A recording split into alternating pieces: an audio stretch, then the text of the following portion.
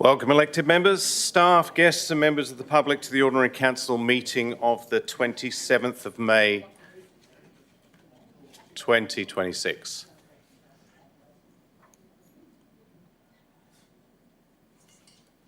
I declare the meeting opened at 17:31. The City of Busselton acknowledges the Wardandi and Bibleman people as the traditional custodians of the region and pays respects to their elders past and present.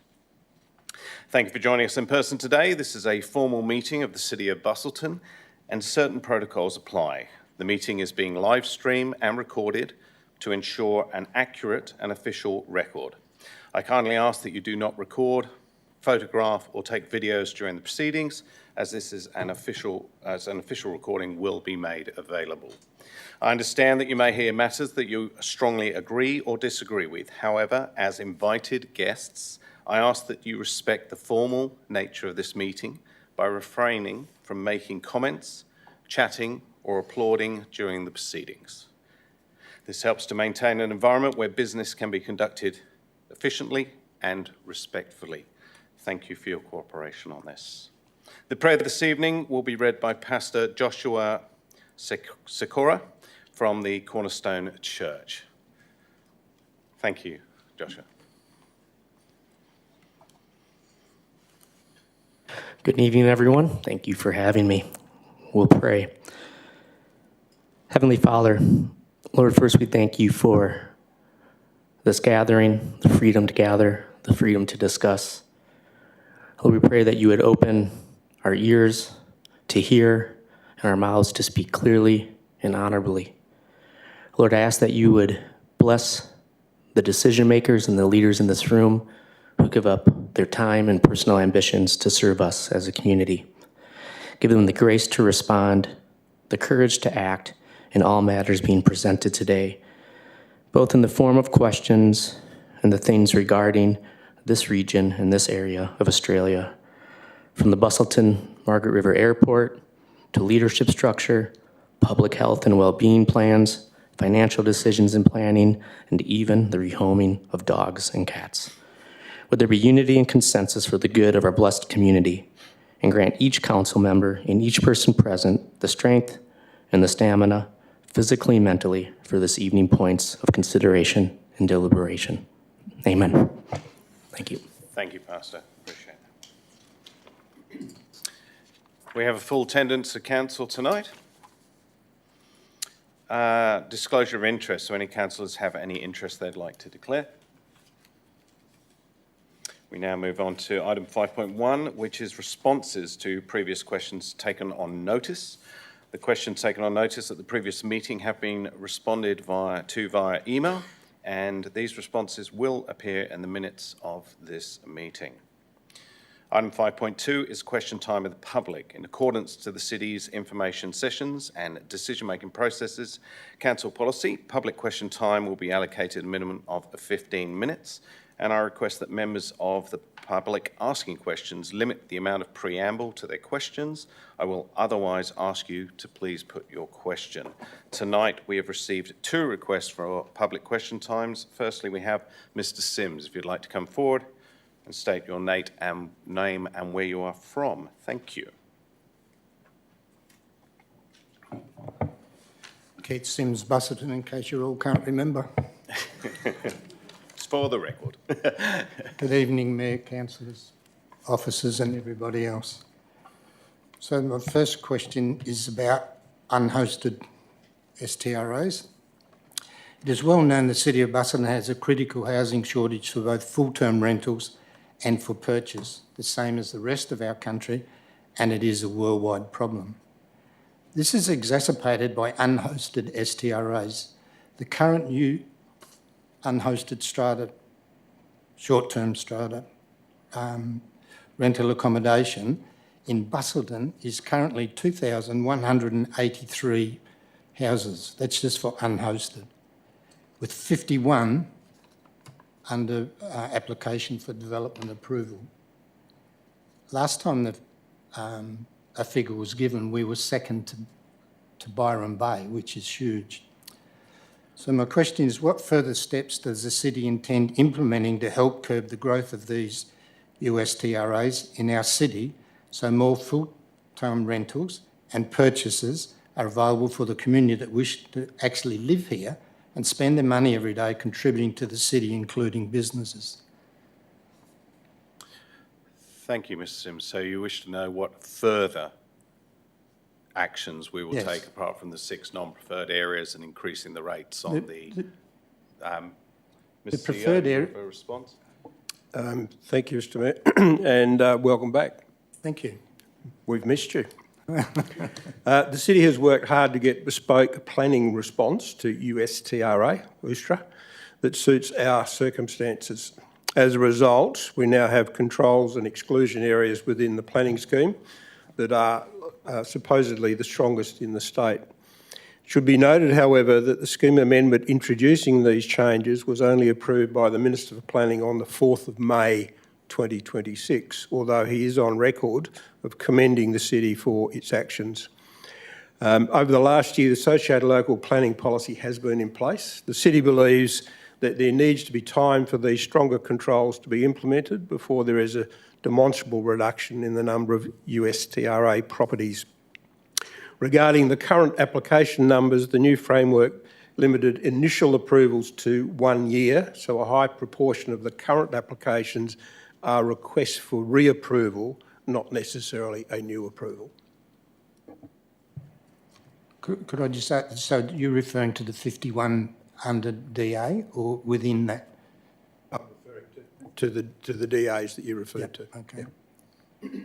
I also commend the city to the zoned areas, but that is a long-term solution because if you have a STRA, it's status quo. Thank you for allowing me to say that. Thank you. Saltwater. On the day after the saltwater partial opening, I was having coffee at the old post office coffee shop and noticed that there were 8 vehicles parked along the road in front of the saltwater because there's no parking signs or anything, so people park there. 8 cars there was. Unlike Breck that has car parks surrounding it, far more room in front of the venue to accommodate the venue emptying of patrons at the same time. Queen Street between Marine Terrace and Adelaide Street has been closed off for a large part for the 4 years. So my question, why doesn't the city decide to close that section of Queen Street and create a mall for the historic precinct and saltwater, making it much safer for pedestrians? And it wouldn't affect businesses because there aren't any. Thank you. Yes, that was discussed today, but Mr. CEO, it's a response. Thank you, Mr Mayor, and thank you, Mr Sims. The closure is a matter that's been under consideration and conversation. Opportunities to better manage and integrate the use of the cultural precinct streetscape, including road closure arrangements, will be considered as part of the Busselton City Centre precinct structure plan, which has just commenced. Further details on that will occur in due place. I agree with your comments about the opportunities. We will need to engage with some of the businesses in the precinct because there is some commentary that closure of that area will cause some angst. Thank you. Thank you. Last one, saltwater again. Saltwater is now partially open without the theatre entertainment section that the community actually wanted and asked for. Question, can you please advise the anticipated opening of that section of the venue? And could I just comment that the reason why I ask it, because I've heard, and I'm not into rumours, but I've heard 3 different things. So September, the end of the year and next year. So I'd want to ask the... Thank you, Mr. Sims. Mr. CEO, do you have a response? Yeah, thank you, Mr Mayor. I usually try to give you very direct and straight answers, but I'm going to duck this one. Okay. It will be somewhere between those 3 dates that you mentioned. I'm pretty sure of that. I think it's fair. But can I say, I would like to give you a date.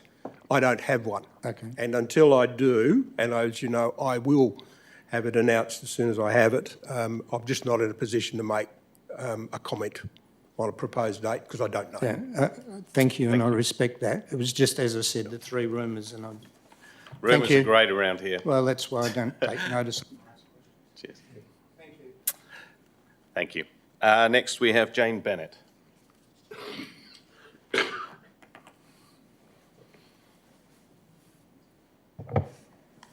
Jane Bennett, Busselton. I'm nearly up to Keith's level of engagement. I just have Barra, on behalf of Barra, we've just got a question about item 11.5 on the agenda tonight, which is about the new privacy policy. And we've just, as a community, we're concerned that privacy, with this new policy, that business operators who provide services to WA agencies will be hampered by the incoming Act regulations. Under the Privacy and Responsible Information Sharing Act regulations, the legislation that companies will have to consider are whether they are, this is lots of acronyms, but IPP entities, which is Information Privacy Principles, I believe. IPP entities will be required to, amongst many other things, appoint a privacy officer and an information sharing officer, adopt and publish a compliant privacy policy and information breach report policy, undertake privacy impact assessments and establish an information breach register. Is this another case of cumbersome red tape, or will the many regulatory requirements for this policy actually help privacy in our community? And if the council feels that it will, can they sort of give it some indication of the benefits versus the encumbrance on business? Thank you for your question. Mr. CEO, do you have a response? I'm in no position to give you the sort of response you're looking for. This is state legislation which is enforced on the city, just like business. I'm going to read some words for you, but I would encourage you to raise the same issues you're raising here tonight with the state representatives and the state government agencies that's responsible for this. The city's understanding is that the state intent of the PRIS or PRIS Act was not to impose unnecessary red tape on businesses, but to address community expectations that personal information held by government and those acting on its behalf is handled consistently, securely and transparently. The city does not take a position on the broader regulatory settings or how they apply to all businesses. However, where service providers are working with the city and the handling of community information, we will endeavour to ensure appropriate privacy safeguards are in place through our contracts and processes. From a local government perspective, the focus is on making sure residents have confidence that their information is being handled appropriately by us and also regardless of who is delivering service on our behalf. Okay, thank you. Thank you. Are there any further questions from the public? Thank you.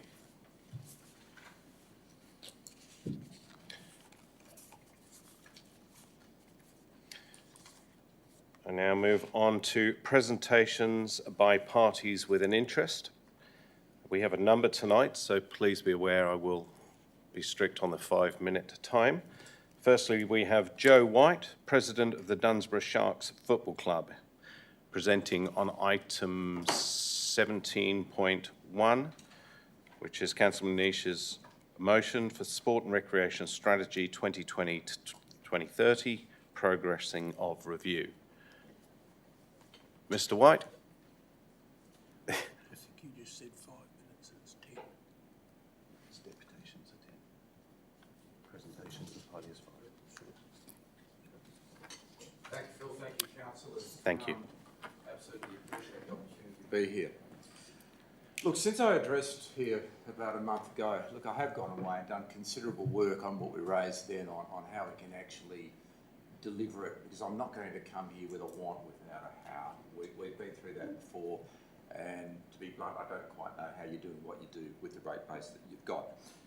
Look, it's about community. AFL is the smaller picture. The biggest long-term need here, all codes for us, as we've spoken, is grass. The 40 hectares or so on the edge of town, your old Hay Park looking future is obviously the long-term need, but we need a way to pay for it. The development of a Dunsborough North Oval is going to have to be a multi-code facility. AFL, soccer, rugby, and I believe hockey can fit into that. capable of holding top-level games, developed around a community hub around the East Fremantle model. The trouble with the East Fremantle model is it is all community-based and there's no housing around it, which means we can't pay for it. Therefore, we need to look at the Claremont model. In the long term, that Dunsborough North Oval, it's going to incorporate a pedestrian bridge over Caves Road, function centres, gym, administrative offices, and designed on a master plan to incorporate some affordable housing. We can talk to Key Start, shared equity schemes and things like that to make sure that housing gets delivered to the right areas so that we're not just making the rich richer, which is a bit rich coming from me as an ex-estate agent, I'll grant that. But how we pay for it. There's 40 hectares on the edge of town, and I applaud the council for looking at that model in Vass. I think it's absolutely essential, because what we're doing here is the things that we're delivering in terms of facilities are adding value. I only see it as right that the Shire should get some of the dividend from that and be able to develop land around the facilities you're actually putting there. So my request from the council on this, basically, I mean, we're going to have to look at the Catholic Church type model where they invest in relatively low value now, which becomes high value with what they do with it. And that's how they finance their schools and churches over 250 odd years. But my request for the council is that to drive it as a model for Vass and Busselton, because Dunsborough is a smaller picture, but I suppose sadly in a lot of ways, but it's also the Lucian, the values are highest if it works. Sport and Rec is the catalyst for our community facility where parents, basically what I want to see is them looking out with their families as they basically are engaged in the sport and rec that the district has to offer, so that these communities come together across all codes, and also not just sport. It's got to be other things there as well. So it is going to be a hybrid facility, fit for purpose with change rooms and gyms and everything I've said. In the short term, what the must-dos to survive are a few modulars attractively done by us with the help of a low interest loan. This should buy us 5 years so that any review, whether it be the motion or whether it be some adaptation of it, just looks at the strategic plan, because if we can buy ourselves 5 years with the modulars, then I believe we can have a look at that northern oval with fresh ears, with some fresh eyes, with some residential development around it, so that we can actually pay for these facilities. It's $40 million, as we all know, doesn't grow on trees. So we will put up a separate proposal, which I've spoken to your planners about, and they're very cooperative and have been extremely helpful, so that we'll do these modulars in an attractive fashion. I've spoken with other codes like soccer, who Tash will be speaking after me, whereby we can solve our short-term problems on this without holding up the whole strategy. In the long term, I think everyone acknowledges that Vass has to be the central hub for your 50-metre pool and the big stadiums and things like that. I think there's a general acceptance from the sporting communities across not just Dunsborough but the entire Shire that we need to centralise these facilities, do them correct, and I think basically your plan on that is one that we completely endorse.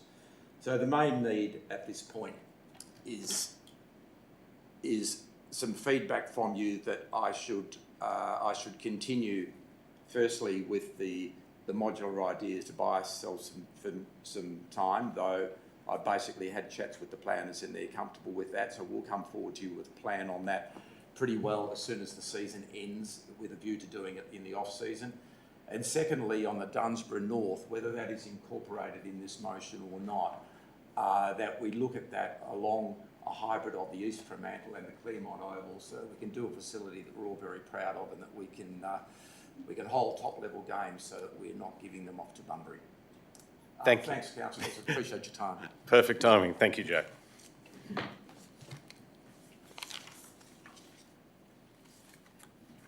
Next, we have Natasha Blafari, President of the Dunsborough Town Football Club, talking on the same item. Welcome, Natasha.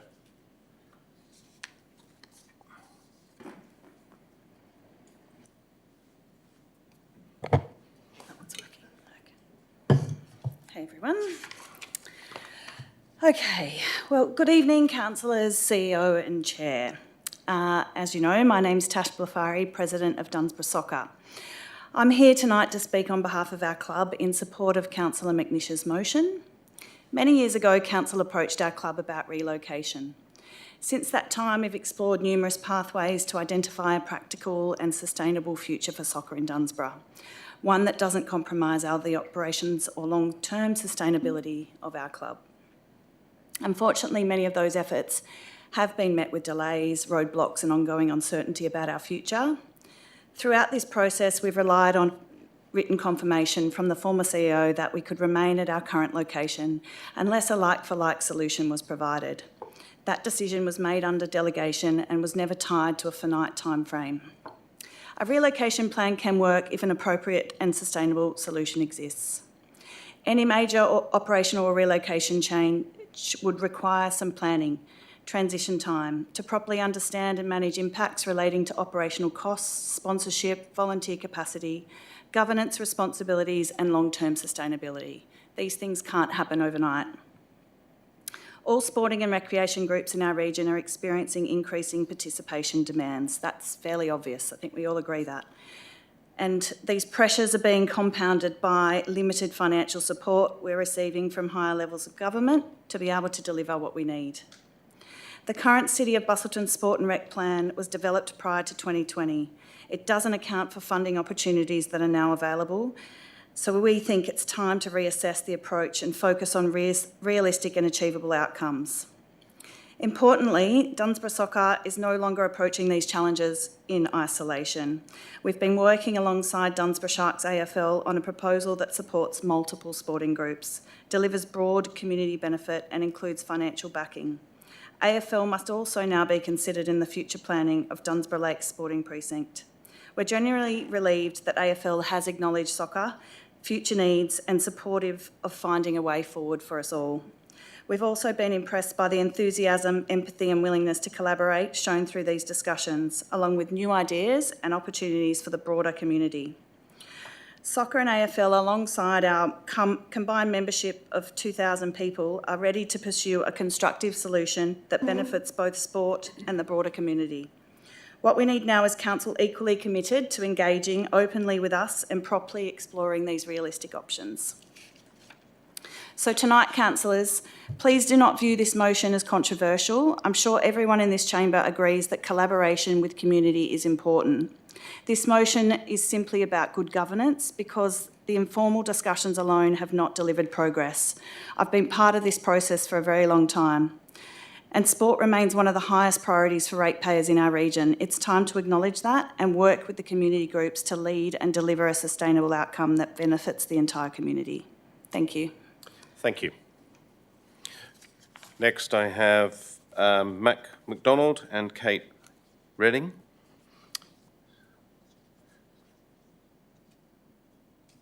Talking on the same item.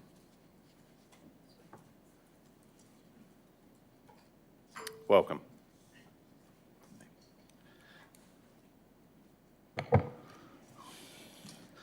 Good evening, councillors and executives. My name is Mac McDonald. I'm the chairman of the VAS and Districts Community Centre.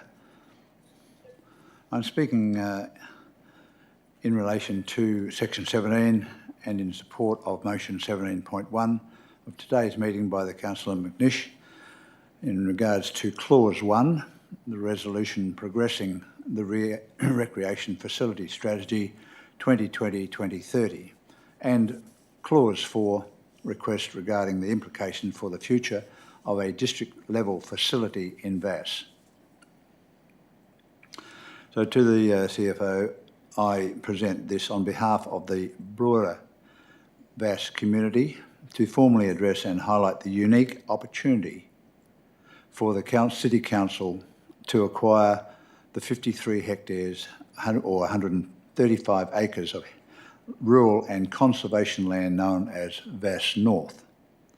I've lived in VAS village for many years and have watched this community grow and the planning decisions that have shaped it, for better and for worse. Without doubt, this block of land is the best logistical and geographically located suitable site for the City of Busselton's proposed Olympic Aquatic Centre, multi-sporting hub and possible relocation of the Geograph Leisure Centre.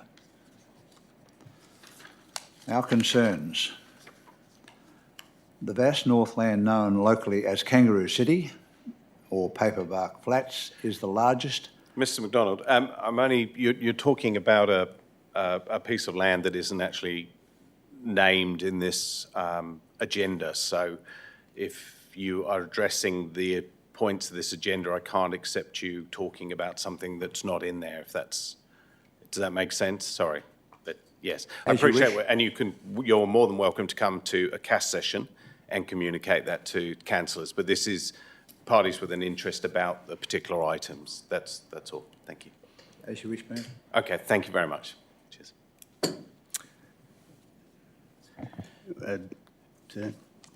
I wish to ask a question. I'm not accepting questions Of the presenter. in- I'm entitled under 610(5).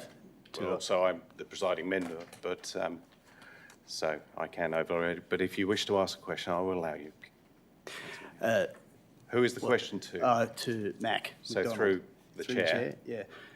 Well, the question was, given your direction just then, and I accept that, talking about Vass North, but Mr McDonald highlighted that they had, I think, some ideas about... Sorry, I will ask the question. Sorry, councillor. What are the ideas that the Vass group he represents have for the district facility? Yeah, I think we're just going down a bit of a rabbit hole here with regards to your motion. And the other question was, if you may, would you care to bring the item forward for the convenience of the gallery to deal with item 10 in the agenda? That is an option that we can do, and I appreciate that Thank you. request. Thank you.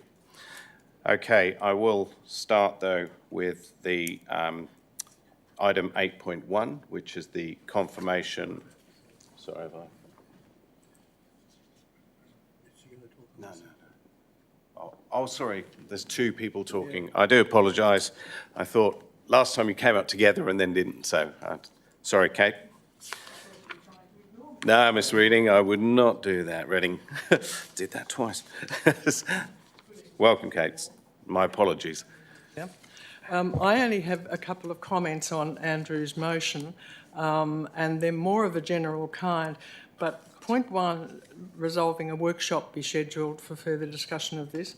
I really endorse that, because last time I was here I commented that I don't think the community feel that they get enough appearances in consultation with the council.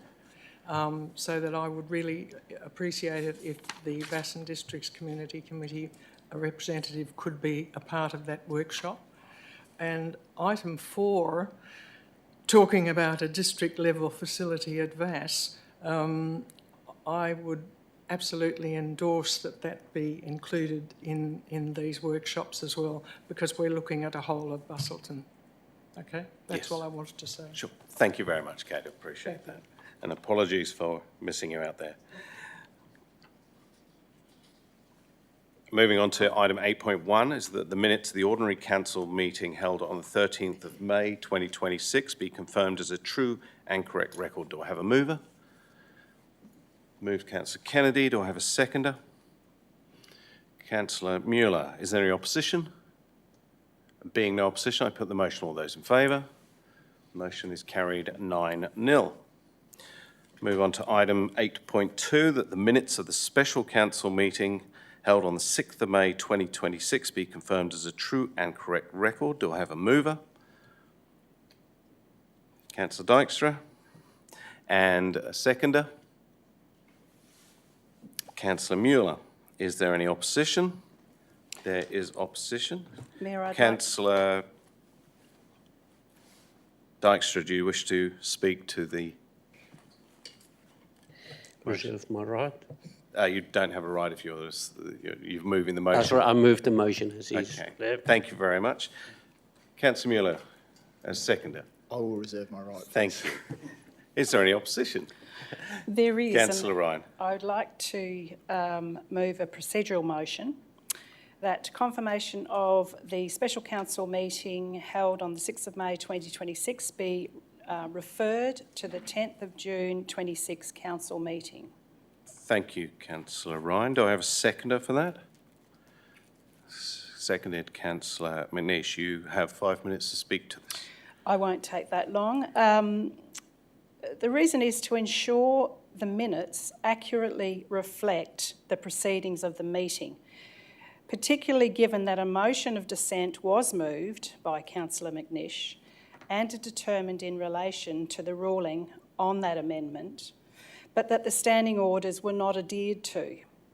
The regulations require that motions and proceedings be recorded. I'm not challenging the ruling. I'm just asking that the minutes more reflect clearer what actually occurred. And under the Local Government Administration Regulations 1996, the minutes must include details of each motion moved at the meeting, the mover and the outcome of the motion, and details of each decision made. Now, I recall Councillor McNeish moved an amendment, and it was then ruled by the Mayor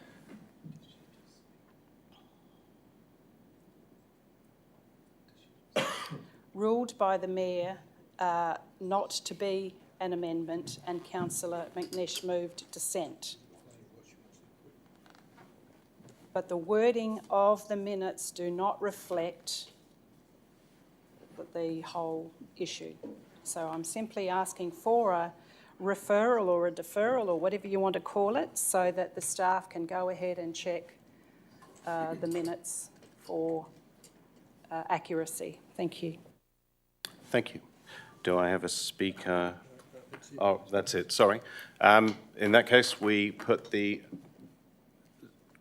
deferral to the vote. All those in favour? That's Councillor Love, Councillor McNeish, Councillor Ryan and Councillor Kennedy. All those against? Mayor Cronin, Councillor Cox, Councillor Mueller, Councillor Dykstra and Councillor Adams. The motion to defer is lost. 4-5. Could I please ensure that those words are in these minutes? Thank you. Again, the minutes will be done as they are usually done. Thank you, Councillor Ryan, for your second speech. Therefore, is there a speaker? We return to the substantive. Is there a speaker for? Speaker against? The right of reply. Sorry, right of reply first. Sorry, seconder. Sorry, seconder reserved is right. I apologise. I'll continue to reserve my right. Thank you. Councillor Dykstra, your Nothing rebuttal. to add. Thank you. Therefore, I put the motion 8.2 that the minutes of the special council meeting held on the 6th of May 2026 be confirmed as a true and correct record. Do I? All those in favour? All those against? So those against are Councillor McNeish and Councillor Ryan. Otherwise, everyone else voted for. The motion is carried 7-2. Item 9 is an application for leave of absence for Councillor Love on the 24th of June 2026. Do I have a mover? Moved, Councillor Love. Good move. Seconded. Yeah. Probably would suggest someone else. Moved, Councillor McNeish. Seconded, Councillor Dykstra. Is there any opposition? Being no opposition, I put the motion. All those in favour? The motion's carried 9-0. I will now move on to adoption by exceptional resolution. The committee recommendations for items 11.2, 11.3, 11.4 and 11.6, and the officer recommendations for items 13.1, 15.2, 15.3 and 16.1 be adopted en bloc. Do I have a mover? Moved, Councillor Love. Seconded, Councillor Adams. Is there any opposition? Being no opposition, I put the motion. All those in favour? Motion is carried 9-0, absolute majority. Councillor McNeish, you have a question? Just so that I did make a request earlier that you might consider bringing the item forward. I will move that forward now too. So, moving on to that item, I can move forward. Where is it? Oh, well. I'll move on item 17.1. Councillor McNeish, we'll just allow the governance to get that up on the screen. It is on the screen. That's very quick. Councillor McNeish, do you wish to move your motion? Well, I do, but there was one tiny little amendment on the third word that I've signalled through to Liam, Master Liam, and he's put it up there.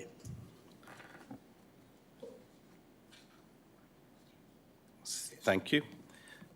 Okay, do I have a seconder for this motion? Councillor Ryan, thank you. Is there opposition? There is opposition. Councillor McNeish, do you wish to speak to your motion? Yes, I'm assuming, thanks, sir, that all have read the notice of motion and its reasons, and unusually I'm reading this tonight, so excuse me for that. I acknowledge the presentations by parties with a very significant interest and the thousands they represent. I also note the statements by Director Barber in the briefing session. The issue of soccer, being relocation, needs to be resolved. And also, we would have to re-engage with the new Dunsborough Sharks Committee regarding the Dunsborough Playing Fields Master Plan. Excellent, again. And thirdly, once we work out these projects, then they might form strategic planning projects. Totally agree, and that's great. They're great comments, thank you. So all of these are progressed by the notice of motion. So the Sport and Rec Facility Strategic Plan 2030 was designed to have a review during its life, a good decision. And here we are determining an element of that process. Review Part 1 commenced in August 25 with a workshop. Review Part 2 occurred mid-April 26, 8 months later. Again, some matters were discussed and some matters were not.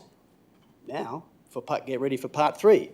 The matters that require the council to really own them and demonstrate this now is identified in item 17.1. They work hand in glove with the April workshop notes. The council is very used to have workshops. There is nothing new in this NOM, nothing out of the ordinary. The cost, as estimated by the director for a facilitator, might be $2,500, and if that represents a reason someone will vote against, then I will donate that from my elected members' support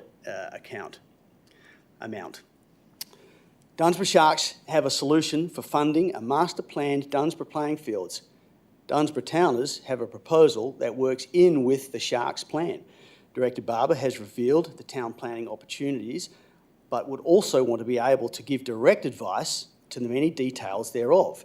So the first two dot points simply request the elected members take some time to listen to the club's proposals with Director Barber guiding.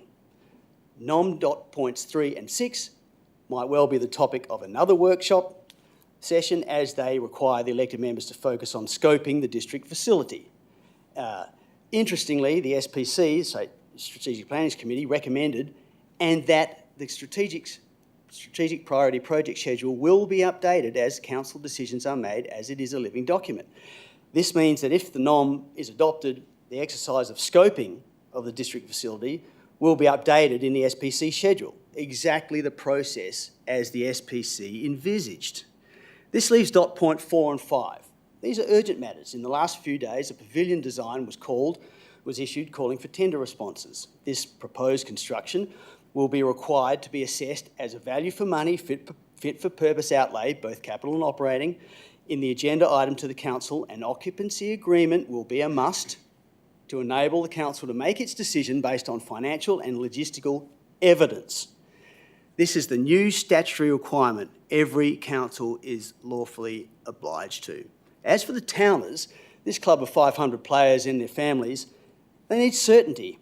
These participants and volunteers need their elected representatives to own the situation and to listen to their proposal and have the council determine a formal position with respect to their future location. I hark back to Director Barber's comments. I agree entirely.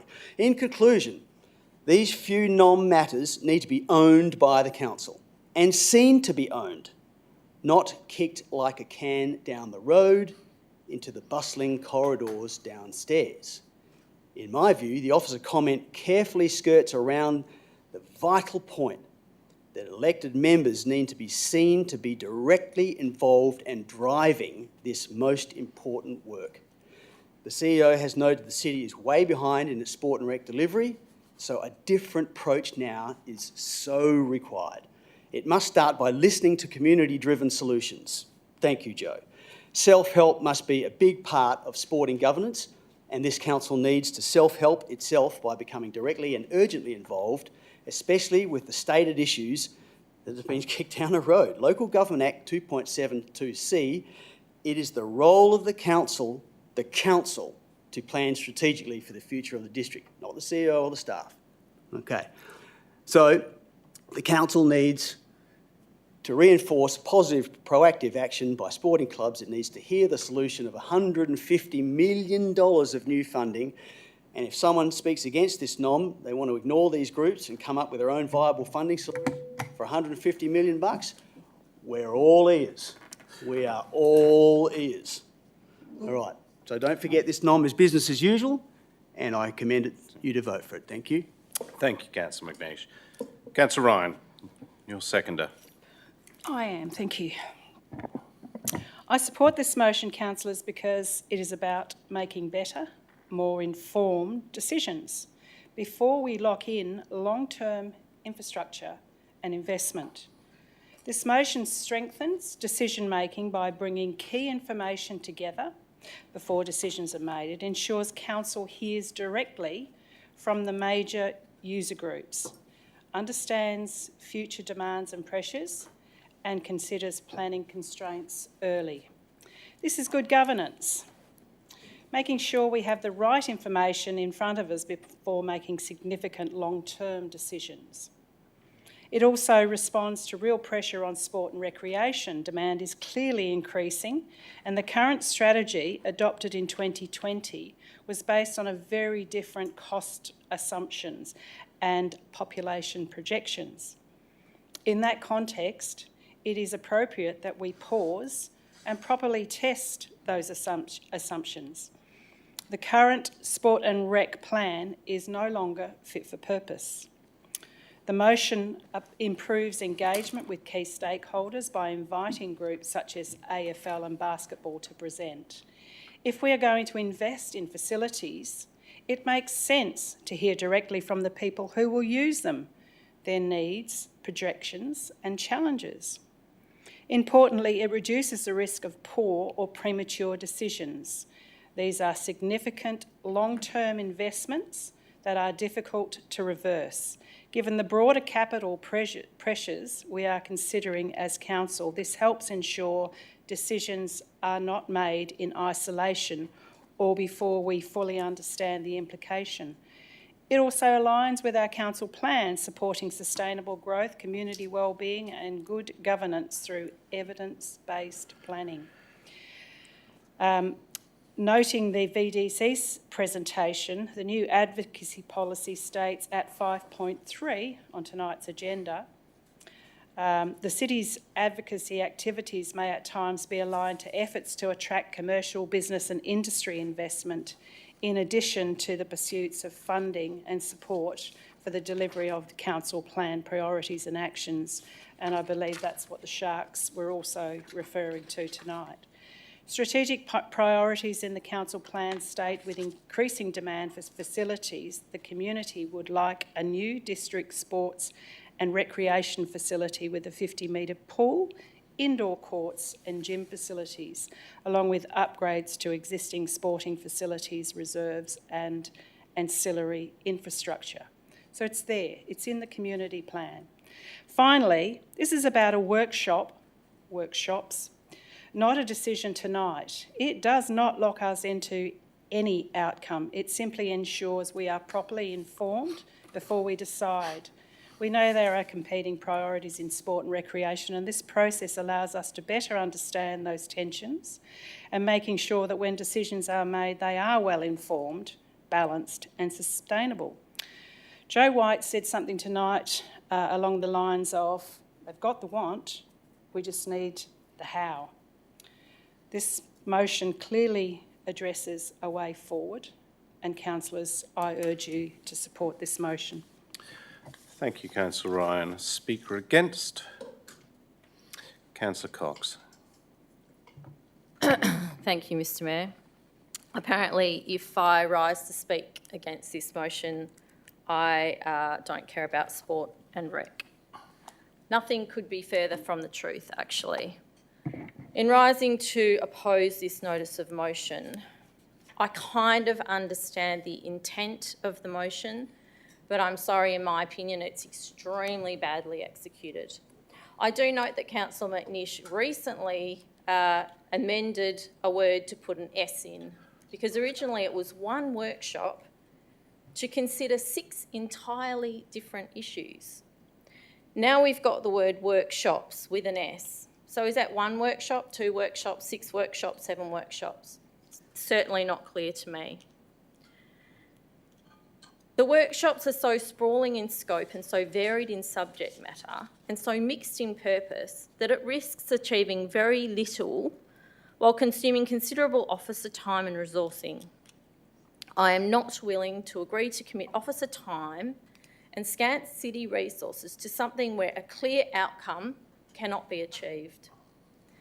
Sorry, Councillor McNish, but I cannot see that there will be any crystallising of key matters if this motion is endorsed. What is this motion actually asking the CEO to do? It bundles together, or it did, at least 6 distinct and quite separate matters. Dunsborough Sharks just to present their strategic plan, including short, mid and long-term goals. It doesn't actually relate to the master planning of the Dunsborough Lakes playing fields at all. It just says for the Dunsborough Sharks to present their strategic plan. I am more than happy at some point to engage with Dunsborough Sharks, AFL, and revisit the master planning of the Dunsborough playing fields, but it's putting the cart before the horse. The master planning was done in 2023 and AFL had input. Does it need to be reviewed? I'm absolutely sure it does. However, before it can be reviewed, we have to resolve the other issues and they have to be done in a hierarchy. Point 2, advising elected members of planning constraints and processes which apply to the development adjacent to the Dunsborough playing fields. Again, this should be put together with a review of the master planning of the Dunsborough playing fields, not 2 separate items. Are they 2 separate workshops? Are they 1 workshop? It is so confusing. Then we've got basketball. Basketball are going to come along as well and tell us how many courts they want and do they want them in Dunsborough, do they want them in Vass? Again, basketball need to be engaged separately so that we can understand exactly what basketball want. New user groups of the Dunsborough Playing Fields Pavilion to be asked to enter into an occupancy and operating agreement, which includes terms, conditions, rent and responsibilities. It hasn't even been constructed yet. This is an operational matter. This is not a subject of a workshop. This is for officers to engage with the user groups to sign a lease. I'm not wasting my time on negotiating leases. I've got strategic things that need to be focused on. And if it just continues, the soccer club to be formally informed of their options. Well, we know what soccer want to do because we've heard it. They've come in and presented to us numerous time after time after time. We know exactly what soccer want. Council hasn't agreed to endorse what soccer want, but they keep coming back hoping for a different outcome. And last but not least, the scoping of a new district sporting and rec facility in Vass. That is an entirely separate issue that needs to be discussed if and when we purchase any land in Vass, which firstly is a huge decision of council. Then we sit down and we scope what that land's going to be used for. But to put all these issues in together, not just your mind exploding, Councillor Adams, mine also. I can't even... These are not 6 threads of the same conversation. They are 6 different conversations, each concerning different stakeholders, different expertise and different decision-making frameworks. Councillors, if we want to genuinely review the sport and rec strategy, then we need to at least wait for the outcomes of the recent workshop to be presented by officers before we jump the gun straight into another workshop. Workshops involving sporting groups create expectations, inviting the Dunsborough Sharks to present their strategic plan to elected members, which actually is a club development matter. They leave that room expecting an outcome and a response. When you tell the soccer club that we will be discussing their options at the end of their lease, which is a legal and contractual matter, they will arrive expecting answers. The harm is not in having the conversations, it's in creating the impression of process without any substance behind it. If we call it a workshop, we owe the participants something meaningful and tangible at the end of it. And right now, we don't have the groundwork laid to deliver that across 6 different matters simultaneously. Councillors, I urge you to rethink this. It is not the best use of our time and resources. Thank you. Thank you, Councillor Cox. Do I have a speaker for? A speaker against? Councillor Adams. Thank you. I speak against this motion, not because I don't like sport, not because I think it's a bad motion. I'm only new to this game, but I think this is 3 years too late. Councillor McNish says he doesn't want to kick the can down the road. I think, thank you for using one of my sayings, mate. Much appreciated, Councillor. But I don't have a problem with the gist of it. I have a problem with the timing. We're 6 years into the plan and we've got some grass on the ground, nothing else. We're rehashing. All I want to know is how come Dunsborough Town as the football club haven't been told something? I've had a meeting with Natasha. They speak very well. Everyone seems to go around the point of what's going to happen here. We have a strategic plan because we have a strategic plan, and I don't think it is defunct. I don't think the only thing defunct about the plan is by putting everything off, everything goes up in price. That's the only thing defunct about the plan. There's future there.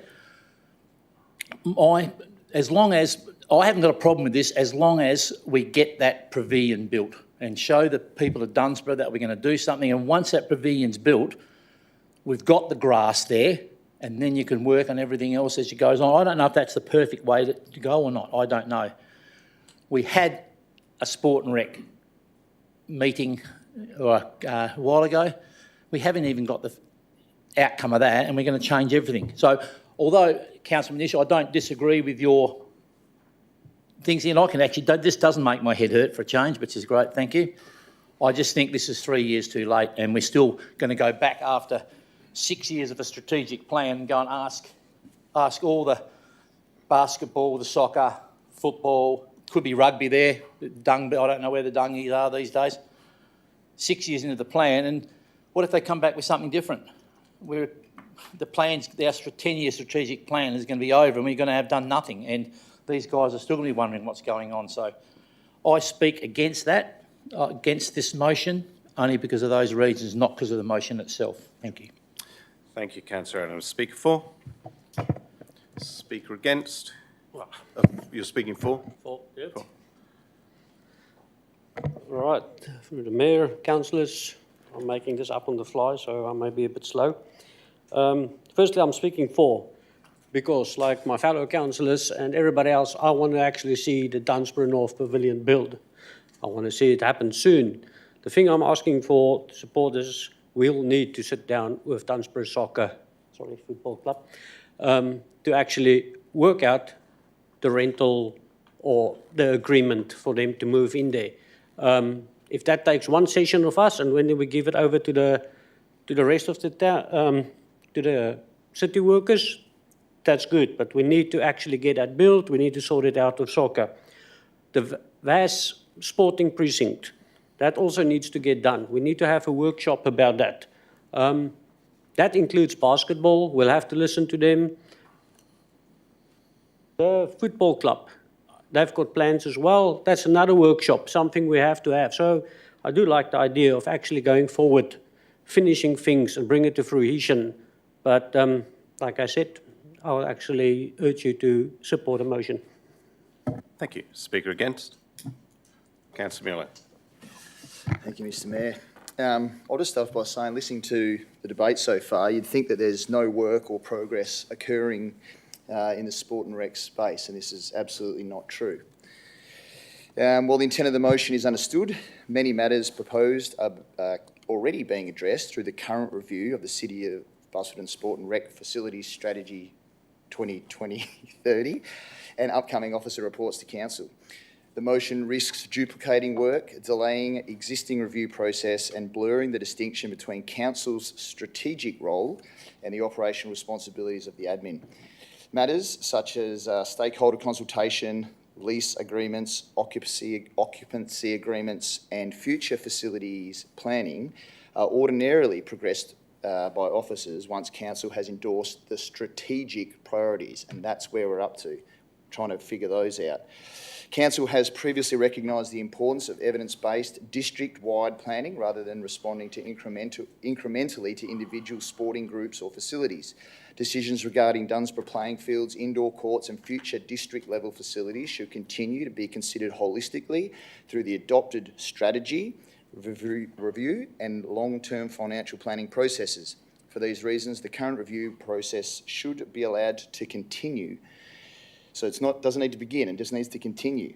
With Council considering the forthcoming officer report for determining whether any further workshops or engagements are necessary. So that's where we need to get to. We need to get the results from the last workshop that we've already had. We've already had one workshop.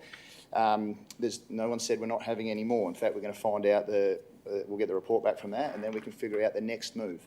So I think this is, I commend you guys to not vote for this. Thank you. Speaker for? Speaker against? Councillor Love? I'll not be supporting this motion, not because the issues it raises lack merit in isolation, some of them do, but because we need to be honest with ourselves and with our community about what another round of workshops, presentations and strategic reviews actually means in practice for this project. It means more delay, and delay in this environment, especially with what's going over in Iran, has a price. This pavilion project has been in consultation for over 6 years. 6 years of engagement with user groups, with administration, with elected members. During that time, 5 key stakeholder groups have been part of that process. 4 of those 5 groups have reached a position that they are satisfied with. Okay, not everyone got all of their wants, but people were satisfied with the fact that it was going to address their needs for the mid to future term. We're looking at 5 to 10 years because we know this is just a plug in the leaky bucket of our sport and recreational needs for the whole district. One has not. I want to acknowledge that that dissatisfaction is real and it does deserve our respect, but I would ask this council to consider at what point does continued consultation become a substitute for a decision rather than a pathway to one? Because the evidence suggests we've already crossed that line. Back in 2022, we had a costing for this pavilion at just over $2 million. It's now sitting over $6 million. Construction costs have more than doubled from the original estimates. This is not an abstraction. This is ratepayer money. That is community money that has evaporated, not because of poor design, not because of poor planning, but because the clock has kept running while we keep consulting to try and appease one community group out of the whole. And it is putting the rest of our sport and districts, I do acknowledge it has thrown out our sporting districts strategy plan. Things that were supposed to be done 4 years ago still have not gotten done because we keep on having to try and go back to consult and make everyone happy. Unfortunately, as everyone in this room would be well aware, and the new councillors will get the experience of learning, we can't make everyone happy. We've got to go with the consensus and what's going to be best for the majority. Can't always bend over backwards just for that one. Every workshop we schedule, every presentation we invite, every strategic review we commission adds weeks and months to a timeline that is already costing this community dearly. We have heard from the community groups and sporting groups. They're busting at the seams. They need these facilities 2 years ago, really. But alas, we're still here debating it. And that cost never appears when we get a notice of motion because we don't get the full officer's report of what is the financial risk, what is the reputational risk, what is everything. And as we have seen in the officer's comment on this notice of motion, There is a report coming to council over a strategic sport workshop that we just did. So before we jump the gun and get started on looking at the next strategy and prioritising these things, why not get back the results from our workshop and then look at it and confirm our priorities from there?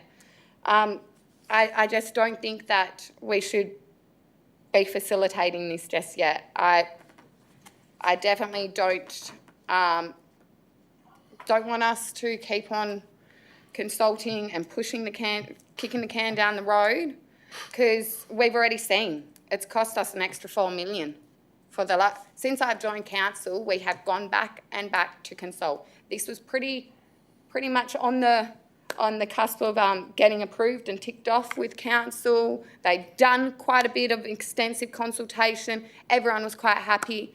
A few councillors pushed back and said, no, we need to consult with the one dissenting group. And now look at what it's costing us. And that's why I urge councillors to dissent from Councillor McNeish's notice of motion and to look at reprioritising and looking at our strategy once we've gotten our officer's report from the workshop we just did. All right, thank you. Thank you. Councillor Love. Speaker for? Speaker against? Your rebuttal. Councillor McNeish. Thank you. Well, I'll start from Councillor Love and work back. So she talked about honesty. Well, you know, kind of how about shutting out the clubs forever? Sorry, yep, we're done with workshopping, not interested. Point of clarification. Please take your seat, Councillor McNeish. Honesty, I actually don't believe I mentioned anything about honesty. I was talking about time delays and the cost of things and what consultation has costed us. So I'm just wondering you did where. Note that you're rebutting Councillor Love. So. I wrote down the word honesty as soon as it came out of her mouth, because that's a big word.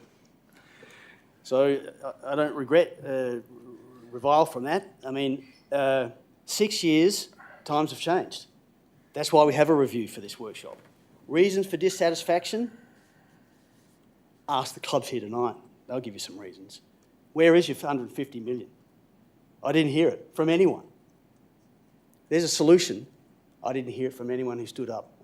And when I spoke to introduce this, I said, we can speak, I'd like to hear your money. No sign of it from anyone. And blaming one sporting group for the unsatisfactory delivery, a couple of times, gee, I'm really disappointed to hear that. Okay, so kicking the can down the road, the city has for 6 years. People aren't happy with the delivery, but I can't see that being blamed on one sporting group. Sorry. Councillor Mueller, the current review's been going on for 8 months before you even started, so you know it's time it was wound up real quick, and we need to address the issues that were not dealt with and haven't been dealt with, and that's there in the nom. If you wonder why things don't progress, Councillor Director Harper said we need to sort out the soccer thing first. It's his first quote. Agreed. And there it is, one of the first things in the nom. And well, let's just have the workshop. We have plenty of workshops. We do them for all sorts of things. Let's do the stuff that's hard. Let's do those things in the nom, and that'll prove to be an unblocker, I can assure you. So, Councillor Adams, when's the best time to plant a tree? 10 years ago. When's the second best time now? Well, 3 years too late? Yeah. So when's the second best time? Now. We need to get onto this now. The council needs to own this now. And we talked about the strategic plan. We're chained to this strategic plan. I'll tell you about this strategic plan, okay? Are you adding new information? Yeah, or rebutting? I'm rebutting Councillor Adams' reliance on this strategic plan. It is flawed, Councillor Adams. There's no overarching vision. Councillor McNeish, I will ask that you address the council, not the gallery. Thank you. I'm sorry. Well, that's... I'm sorry. You are addressing council. Thank you. If you're going to be sarcastic, I'd like you to sit down.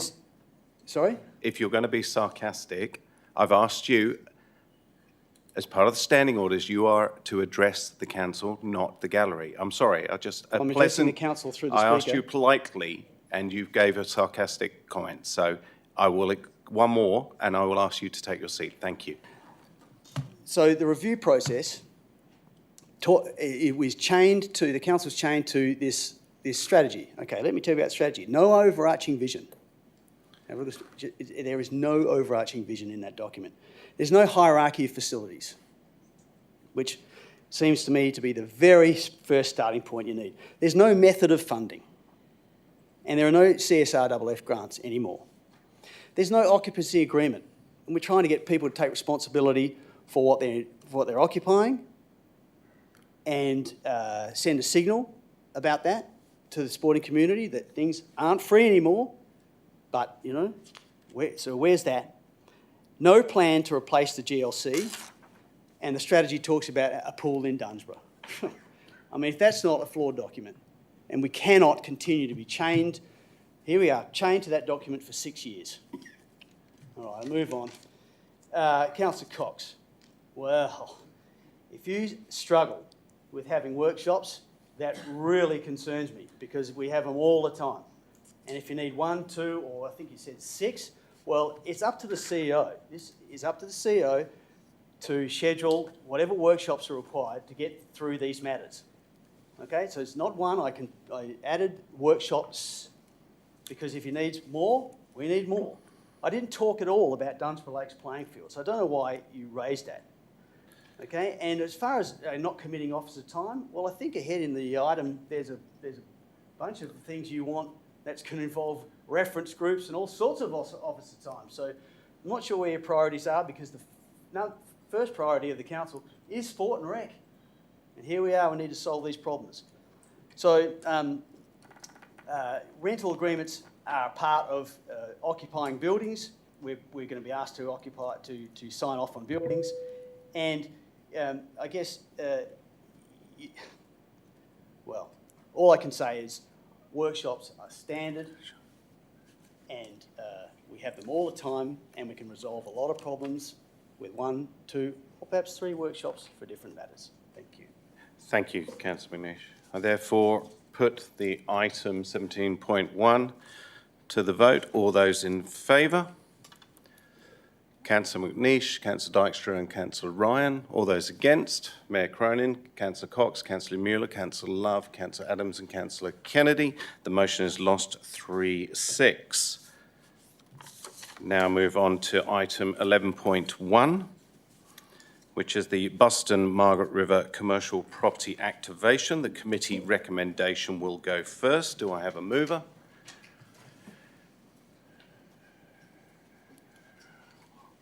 Councillor Kennedy. Is there a seconder? Being no seconder, it would lapse and then we would go to the foreshadowed item. So you wish to? Okay, seconded Councillor Mueller. Is there opposition? There is opposition. Councillor Kennedy.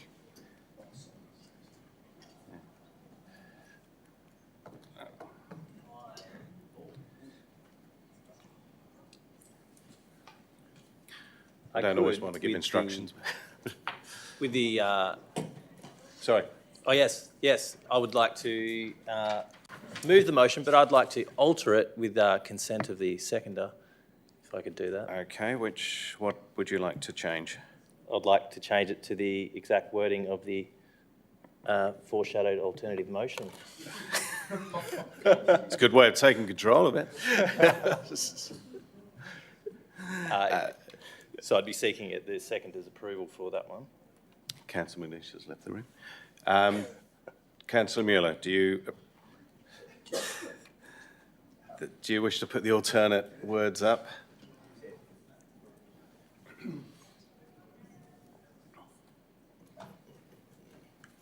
Yeah, I'm happy to accept that and apologise for making the mistake of seconding. Sure, that's okay. So that agreed, I'll put that to the vote, that amendment. I'll move that as written, I guess. Yes, 11.1. This is now the, if this is, well, this has been agreed by the seconder. So do I put this to the vote? This is now a substantive motion. This is now substantive, don't we vote to it? Yeah. Okay. Right. Or is he putting it, in fairness, he is putting it as that, so. You got called by councillor. Yeah, I know, but he's done it this way. So. Can I ask a question, please? Is there, Certainly. Is there the opportunity within the standing orders for us, because it appears that a mistake was made to me, is there the opportunity for us to No. renege on the... Well, you could all vote against it. We could all vote against it. Yeah. I think the outcome's the same. But, Okay. So, Sorry, okay. what are we voting against? We're not voting against anything at this point, so this... You just said voting against it. No. Okay, so the substantive motion is in front of us. We have a mover that has made the change. The seconder has agreed to this substantive motion. Do you wish to talk to your motion? No, as written. As seconder, do you wish to talk?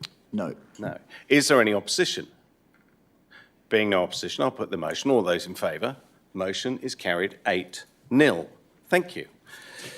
I now move on to item 11.5. And we have the committee recommendation going first. Do I have a mover for item 11.5? Moved Councillor Cox, seconded Councillor Love. Is there opposition? There is opposition. Councillor Ryan. Councillor Cox, do you wish to speak to your motion? I wish to put the motion as written. Thank you very much. Councillor Love, do you wish to speak? All that I will say is that I sit on the Policy and Legislation Committee. Councillor Dykstra raised some great questions on both this Privacy Act and the new Information Breach Policy, and through those conversations we really dug in deep and fleshed this out with the governance staff, and I definitely feel comfortable moving the new privacy policy as is, especially given the time constraints on actually getting the policy up and to be compliant with the new regulations with the PRIS Act coming into effect on the 1st of July. And I commend all councillors to vote with the committee recommendation. Thank you. Speaker against? Councillor Ryan. Yes, and I'd like to move an amendment, if I can, that consideration of item 12.1 be deferred pending receipt of a further report addressing the financial, governance and statutory implications of the Privacy and Responsible Information Sharing Act 2024. Councillor Ryan, to receive that only as an alternate. I feel that it substantially changes the motive. That's fine. Thank you. I'm still going to speak against, however.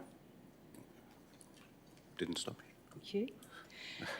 My motion was originally to defer, but it wasn't about the plan itself. It is about ensuring that council is in a position to make a fully informed decision. At present, I don't believe we have sufficient clarity around the legal and governance framework required to support the implementation of the PRIS Act. I'll be very careful how I say that. In particular, the policy is not yet fully fit for purpose in the context of these new obligations. And while the policy may appear straightforward, the PRIS Act itself introduces significant new compliance requirements. These include new governance structures, contractor obligations, staff training requirements, breach management systems and broader compliance frameworks. We do not yet have visibility of the full operational or financial impact of these requirements. In effect, we're asked to adopt a framework before we fully understand the legal, financial and operational consequences. The PRIS Act fundamentally changes the operating environment, and we do not yet have a complete or compliant framework in place to support it. Approving the plan in its current form risks exposing the city to unknown costs, additional compliance burdens and potential government risks. This is not a question of whether the plan is well-intentioned, it is about whether it is properly supported by a clear and compliant governance framework. And I note the CEO's comments that these matters may ultimately need to be raised with state representatives as they reflect a broader issue of increasing regulatory burden and cost shifting to local government. There it is again, the cost shifting. On that basis, I believe it prudent that Council receive further advice before making a final decision. Although I do understand, and I think the staff and the committee have done a great job, I just think that it is further red tape and it needs to be called out. Our businesses are absolutely overwhelmed with red tape, green tape, black tape, blue tape, and it's happening more and more to local government. Thank you. Thank you, Councillor Ryan. Do I have a speaker for? Speaker against? Councillor McNeish.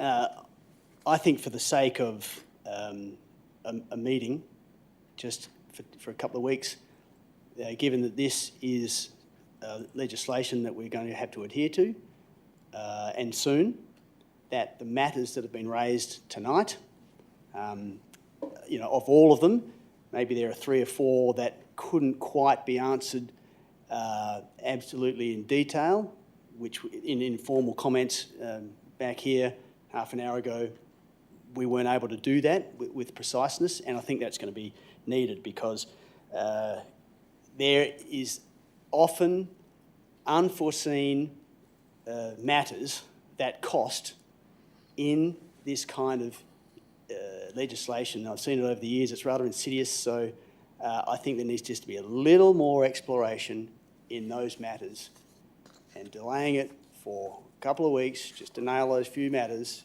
would be, I think, well worth the investment. Thank you. Thank you. Speaker for? Speaker against? Councillor Cox, you have your right of reply. I'll reserve my right at this time. Thank you. Therefore, I put the item 11.5 to the vote. All those in favour? All those against? Voted against was Councillor McNeish and Councillor Ryan. Everyone else carried it. The motion's carried 7-2.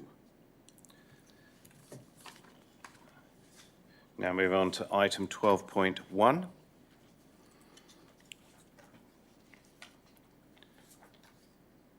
This is a committee. Sorry. Officer recommendation. So, Councillor Cox, you have put an alternate. Yes, thank you, Mr Mayor, as written. Thank you. Okay, do I have a seconder for this alternate? Councillor Love, thank you. Is there any opposition? There being opposition, Councillor Cox, do you just speak to your motion? Thank you, Mr Mayor. I'll speak to points 1 and 2 of my alternative first, that come up in the alternate recommendations as items 2 and 3. The establishment of a health and wellbeing, that the establishment of a health and wellbeing plan reference group be brought forward to December 2026 rather than June 2027, and a review of actions to be presented to Council by June 2027. The draft Health and Wellbeing Plan 2026 to 2031 contains a suite of proposed actions. These actions, a number of which have been cut and pasted from the previous plan, should not be treated as the only actions to come out of this plan. They represent a starting point, a set of actions that require further interrogation, validation and refinement that only a properly established reference group, drawing on the expertise of a wide range of health professionals, can provide. The establishment of a reference group by December 2026 provides a further 6-month window to meaningfully review the actions of the Health and Wellbeing Plan, identify gaps and recommend priorities to be brought to the Council to be endorsed. I am satisfied that December 2026 is an achievable target for the formation of the reference group and June 2027 for a review of the Health and Wellbeing Plan actions to be presented to Council. It creates a clear, transparent and accountable timeframe for delivery. I believe that we also have just appointed, as it was discussed today, a new Community Health and Wellbeing Officer, which will provide a great opportunity to help strengthen coordination, implementation and community engagement around the plan moving forward.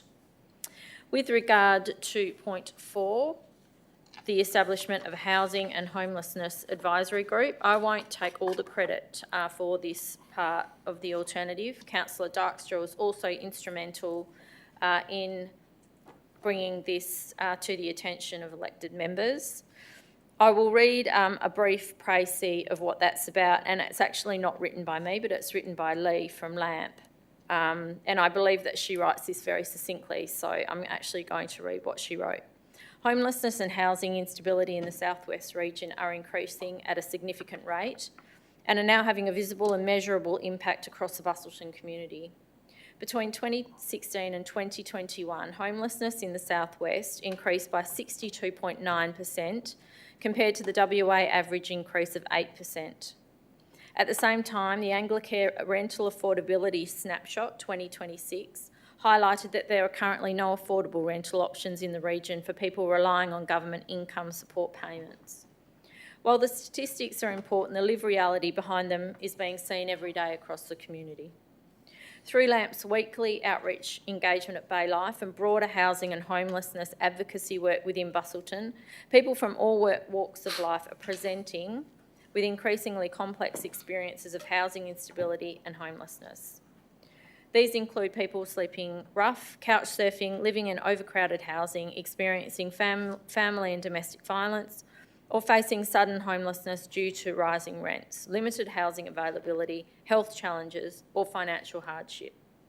I will also just note, for those of you who read my reasons, you will already know this, that housing and homelessness was identified as a strategic priority in the Health and Wellbeing Plan, hence my link to bring this alternative into this officer recommendation.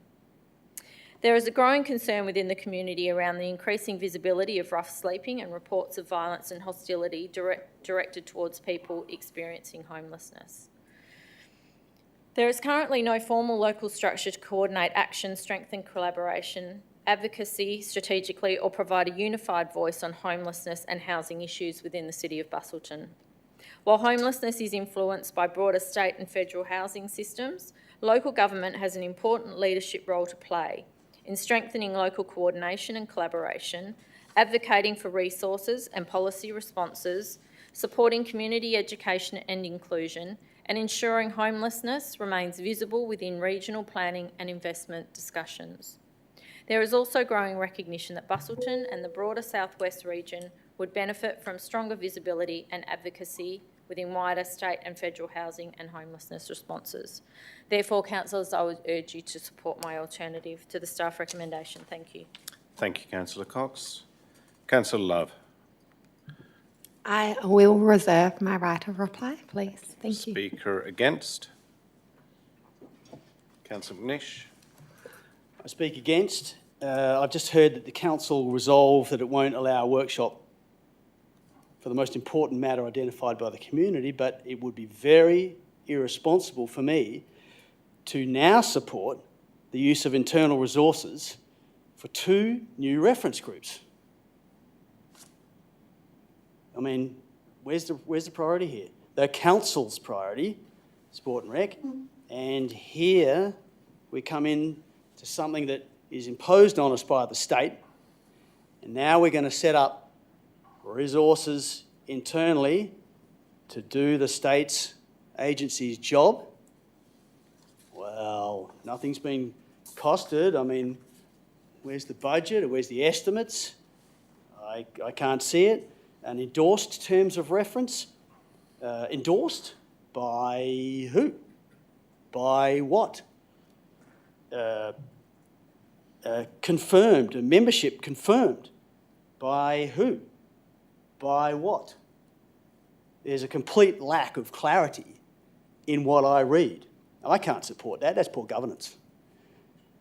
So not only do we have something that's not, that the resources internally haven't been planned for, But it looks like if this would go to head, that in the future, the scope creep and the projects would then start to come to the council for budgeting. Now, I'd be happy to see grant funds used for all the expenditure, and even the redirection of internal resources to focus on these matters where they comply with the council plan, but never even open the door to the state government to start the probable cost shifting of delivering its responsible services. And it has about a $3.5 billion profit in its budget each year. And we do not. And it gives us nothing. Okay?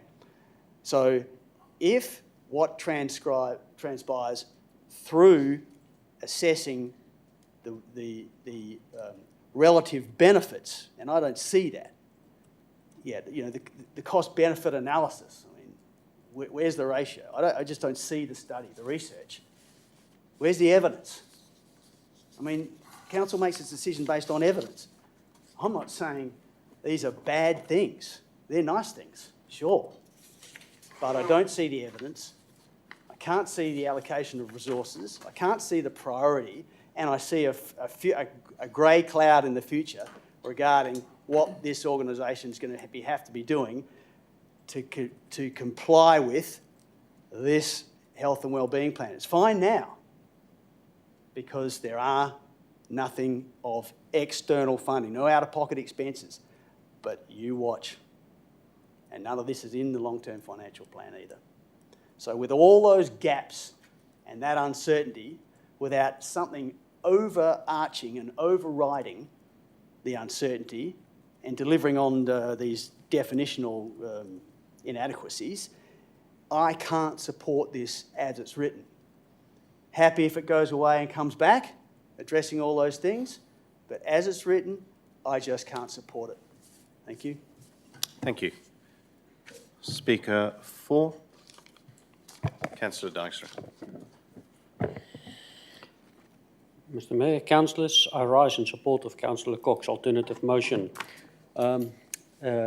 Sport and recreation has just been mentioned by Councillor McNish, but also in the 2024 community survey, community safety came up as the second most important thing, and this motion goes a long way to address this. I believe this is a balanced, practical and responsible approach to an issue that is becoming increasingly visible within our community. Importantly, this motion does not seek to shift state government responsibilities onto local government, nor does it commit the city to unknown future operational costs. What it does is to create a coordinated advisory and advocacy framework to improve communication, collaboration and evidence-based responses around housing insecurity and homelessness. As a growing regional city, we are seeing increasing housing stress and homelessness within our community. While council cannot solve this issue alone, I do believe we have an important role to play in bringing people together, improving coordination and advocating for better outcomes. I also support the inclusion of lived experience community organisations, service providers, local stakeholders as part of the proposed advisory structures. Those closest to these challenges often provide the most valuable insights. Most importantly, this motion brings the establishment of the reference group forward to December 2026, helping ensure the community health and wellbeing plan becomes a practical and active document rather than simply compliance exercise. For those reasons, I will be supporting this alternative motion. Thank you, Councillor Dykstra. Speaker against? Councillor Kennedy. Oh, sorry, yeah, Councillor Kennedy had his light on first. Councillor Ryan did put her hand up. I am mainly just speaking against to throw an amendment in there, but I do just concur that, you know, this is up there in our priorities, community safety, hear it on the streets, homelessness, what are we doing? Even though we're not directly responsible, I feel providing this group, which is a low-cost group, unlike committees, will be able to clarify the local government's position in those factors. It doesn't mean we need to spend funds for that. So I am proposing an amendment, and the amendment is that we reduce the words reduce emissions, which is in one of the actions, because this word gets bandied around everywhere, and really we have to go, okay, well, how does emissions actually affect our local community health? And so understanding the objectives of this plan, it does say we need to protect our natural areas, we need to reduce risks to related pollution, environmental damage. So I can get why this was put in, but this has to be a balancing act. You know, we've got all these very expensive initiatives to solve. Councillor Kennedy, I will ask you if you wish sorry, to, rather than speaking to Yes, your true, amendment, if we could have the wording for that amendment, please. Yes, so the wording will be 0.5 that... Just, okay, you okay? Oh, Thank you. yeah, if we can... Sure. Or alternatively, I think we could just do it on the fly because we like doing that in the city of Busselton. So 0.5 well, there. Object to that statement, Okay. but I think you do, Councillor Kennedy.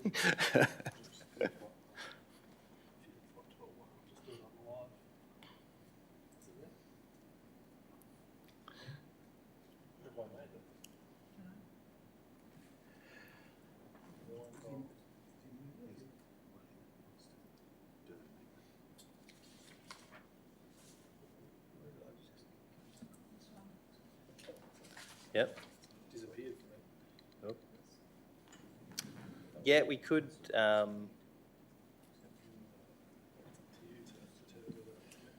That's it. You've got that there. Yep. So right down the bottom there, subject to the following action be removed.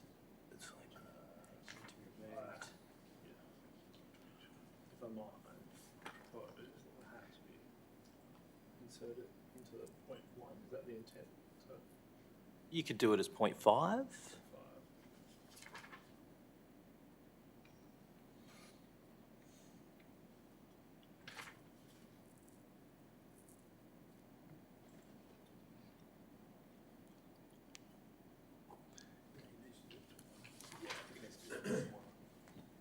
Taken some advice, we'll need to do that on 0.1. Could I suggest, Mr Mayor, that as I read Councillor Kennedy's proposed amendment, item 1, council endorsed community health and wellbeing plan subject to removal of A, and then the rest of the words could continue on, noting it incorporates and replaces the community development plan. And that would incorporate 1 and 2 into item 1 of Councillor Cox's motion. So you're adopting the community health and wellbeing plan with the deletion or the removal of development and implement the city's sustainable and environmental strategy to identify opportunities to reduce emissions and improve efficiency. And then you're adding, noting that Can I just amend that to, so subject to the subject to the amendment of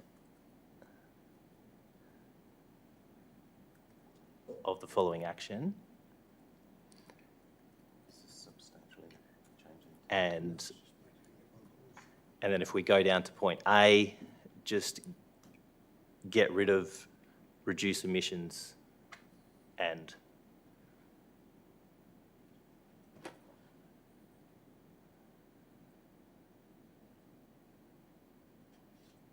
yeah.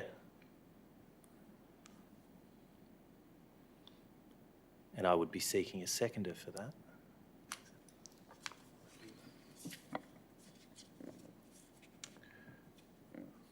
There is no seconder. I'll second that, just to get it in. Sorry, your reason was... Keep it rocking. Okay, thank you. So we have a seconder. Therefore, is there any opposition? There is opposition, so we really will keep it rocking. Could you speak to your amendment, please? Thank you. So it was looking at whether this really affects the health in our local community. And looking back at the state community health plan, they simply just cut and pasted an article from the WHO, and we've done no different in our local government. And when you reference that article, there's a quote within there that says, "It remains challenging to accurately estimate the scale and impact of many climate-sensitive health risks." Now, just recently we talked about risk and the uncertainty. So the main reason I wanted to get to remove that is I feel that it's a predetermined goal for looking at our energy strategies, so that whenever we look at them, we go, oh, we've got to reduce emissions because it's great for the community health. So that's the main reason why I saw it. It doesn't mean that that strategy doesn't stop. It still goes ahead, relevant to other areas in the city, but I don't think we can attribute it to health, considering there are so many other things that would benefit from not doing that initiative. Thank you, councillors. Thank you. Councillor Adams, seconder, do you wish to speak? Very shortly, yep, not for very long, thank you. Unfortunately, I think what we can do as a city, not a shire, as a city these days, the reducing of emissions and community health, I don't think we can do anything to help, really. So I just don't think we need to have that on our agenda to another thing to worry us that we can't really help with. That's just my opinion. Certainly. Speaker against? Councillor McNeish. We are part of a global community, so we must remember there is a global push to be mindful of our energy use. And if AI gets the foothold that it appears to be getting and the energy gets channeled into those data centres, we'll be having brownouts. Jeez. So we must be very mindful of the use of our energy. And I've been a little bit critical of the sustainability plan that the city has. And there's an admission that it's in its maturing phase, sort of starting to mature. So I think taking that out of this is probably not worth it, and it could be left in there, to remind people to be very mindful of their energy use, and we can all use less energy. And that we are part of a global community that is generally pushing towards lower energy use. And we have a corporate responsibility to signal and be leaders in advertising sustainability. So what would the optics be if we took that out? Now, it might only be a cut and paste, and unfortunately, there are a lot of other things going on in this organisation such that we cannot really give a whole heap of effort into that sustainability and environment strategy, unfortunately. And you'll know, Councillor Kennedy, about our environment strategy when we just bowl down all the trees and all that kind of stuff. So, it is an issue. So I think taking it out, leaving it in, is probably outweighs taking it out. Thank you. Thank you. Speaker for? Speaker against? The amendment at this point. Okay. You both spoke, so your rebuttal. Councillor Kennedy. Thank you. I'd just like to highlight the difference between emissions and energy efficiency. It's something I did consider. how does energy efficiency actually help our health? Sustainability, well, I think it's still to be determined whether renewable energies, because that is the answer to reducing emissions, whether these things are sustainable. Again, this thing's going to happen. Whether it's any benefit to health, I think we get it out of there. Thank you. Thank you. Therefore, I put the amendment to the vote. All those in favour? And all those against? 7 carried 7-2. Those voting against was Councillor lost 2-7. Those 4 were Councillor Adams and Councillor Kennedy. Okay, now we return to the substantive motion. A speaker for, speaker against. Councillor Ryan. Thank you. I absolutely do not support this alternative, and I'll tell you why. So many times I or Councillor McNish have raised motions, as he did tonight, which have been slapped down because our staff, we are told, are so busy. And now, Councillor Cox, you want to set up 2 more working groups for something which is not in our wheelhouse. Councillor Cox stated again tonight, speaking against Sport and Rec, we have scant resources and the precious use of staff time. Really, one rule for me, but not for thee. My alternate is categoric that this initiative emanating from the government is not to be foisted on our ratepayers. The motion will categorically add to higher costs which will be passed on to our ratepayers. 11.4 on tonight's agenda is on advocacy. This is clear, whereas forming another couple of groups is, as I stated, an impost on staff, councillors and the ratepayers. We must be clear to our community that we advocate for public housing and health and wellbeing, and that our core business is not this. This is once again a major cost-shifting exercise by government. Local governments are increasingly exposed to cost shifting, whereby higher levels of government progressively transfer service expectations, coordination functions, advocacy burdens, infrastructure obligations or operational responsibilities onto us without corresponding long-term funding, as suggested with our recent resolution to Walga on climate change. To be clear, there is nothing in this legislation for us to do anything. While the Public Health Act requires local governments to prepare a local public health plan, the legislation does not require local governments to assume primary responsibility for the delivery, funding or administration of the state or Commonwealth health and social service systems. The plan may create community expectations, oh my Lord, that the city is responsible for delivering funding outside its statutory remit, that future councils may face pressure to allocate ratepayer funds towards ongoing operational responsibilities that properly belong to other levels of government. External agencies may progressively rely upon the city to fill service gaps created by inadequate state or federal funding, and this is clear. Also, discretionary advocacy commitments may evolve into a de facto local government obligation, and the city may assume reputational or operational responsibility for outcomes it does not control. On balance, I think the officer recommendation provides a clear, appropriate and well-structured approach.